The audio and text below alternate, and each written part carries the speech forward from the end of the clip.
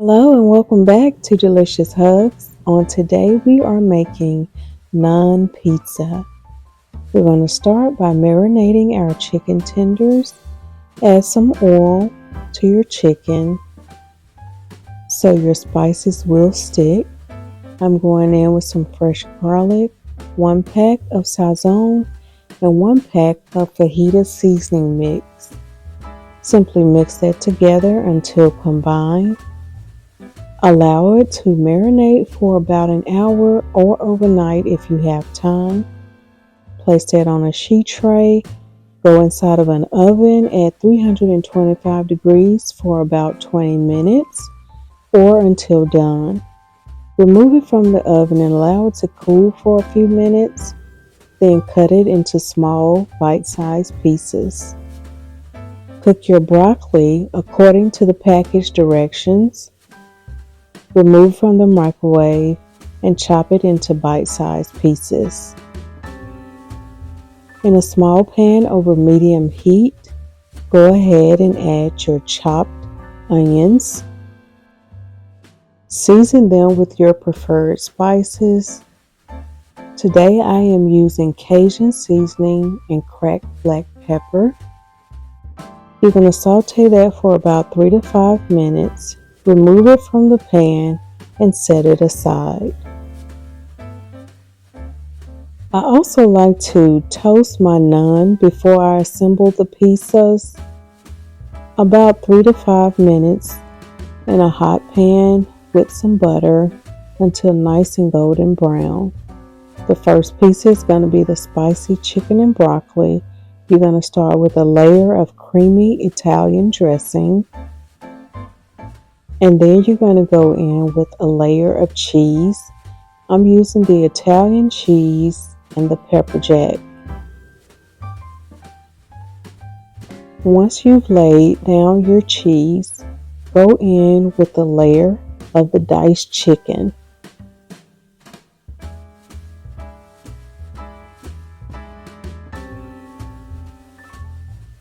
Once you've added the chicken, go in with some of your caramelized onions. This is your pizza, so you can add as little or as much as you would like. Let me know, what is your favorite pizza?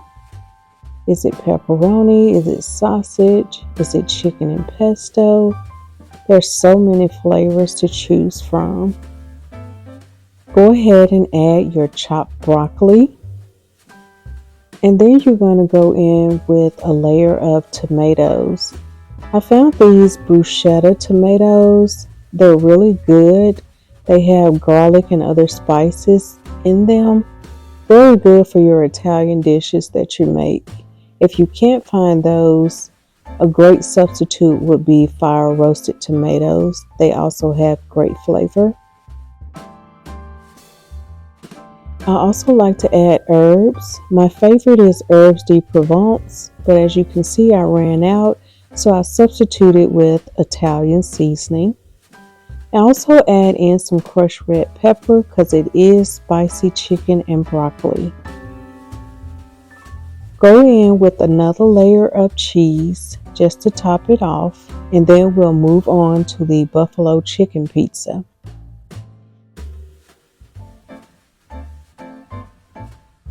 The buffalo chicken is going to start with a layer of ranch dressing. If you would prefer to start with a layer of the buffalo sauce, it's totally up to you.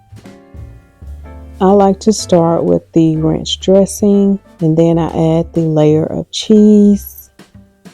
Again, we're going in with the Italian cheese and the pepper jack. I keep my buffalo chicken pizza pretty simple, just the ranch, the cheese, the layer of chicken, another layer of cheese, and then once it comes out of the oven, I like to drizzle the buffalo sauce on top. Some people also add like onions or scallions, banana peppers. It's totally up to you. You can add as little or as much as you would like. Once that's done, just go inside of a hot oven at about 400 degrees just until your cheese melts. I also added a sprinkle of cayenne pepper to the buffalo. Once it comes out of the oven, go ahead and drizzle your buffalo sauce on top. You can also add a drizzle of ranch dressing if you wanted to, and you can garnish with some blue cheese crumbles.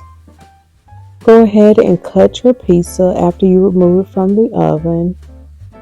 If you're having a gathering at your house and you wanted to use this as appetizers, you can cut it into smaller pieces as well.